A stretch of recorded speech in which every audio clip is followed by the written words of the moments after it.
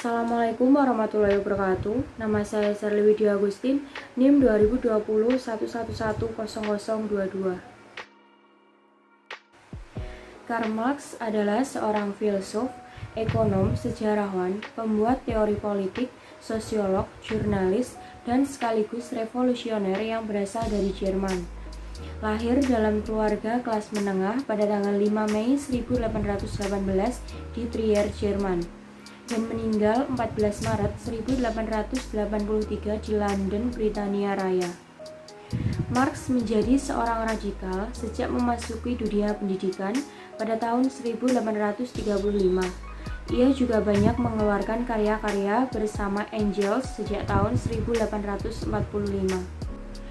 Marx dianggap sebagai salah satu tokoh yang berpengaruh dalam sejarah manusia, dan karyanya dipuji sekaligus dikritik.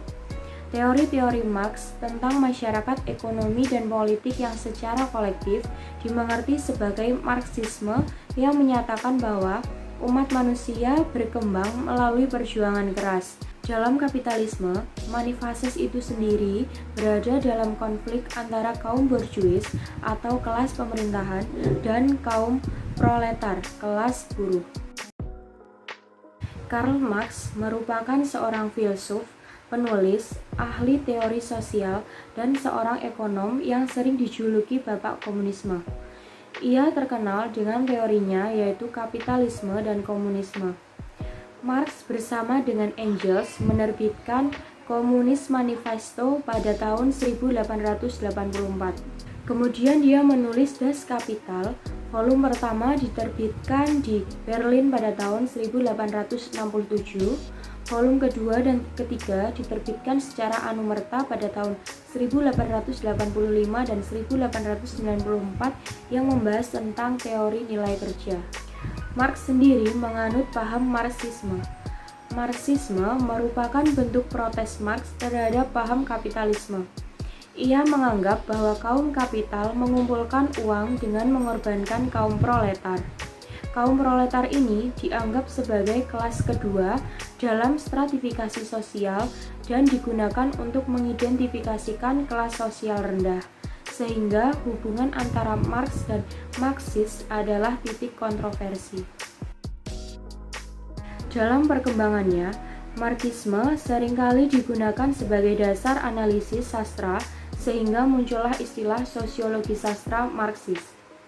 Marx berpandangan bahwa sastra sebagai bagian dari sebuah institusi sosial yang penting, di mana memiliki kesamaan dengan agama, politik, ilmu pengetahuan, dan pendidikan yang menjadi bagian integral kehidupan sosial, sehingga sastra berkembang sesuai dengan kondisi-kondisi perkembangan sosial ekonomi masyarakat. Sastra telah menjadi bagian penting dari suatu sistem produksi sosial suatu masyarakat. Karena itu, sastra telah menjadi bagian struktur relasi sosial yang perkembangannya bersifat dinamik. Sastra selalu terlibat dalam perubahan dan konflik sosial. Marx juga menegaskan besarnya pengaruh sastra terhadap dinamika sosial. Anwar 2010. Marx mengembangkan teori sosial sastranya dengan menyatakan bahwa kegiatan manusia yang paling penting adalah kegiatan ekonomi atau produksi unsur-unsur materi. Kurniawan 2012. Sekian yang dapat saya sampaikan, kurang dan lebihnya saya mohon maaf. Terima kasih. Wassalamualaikum warahmatullahi wabarakatuh.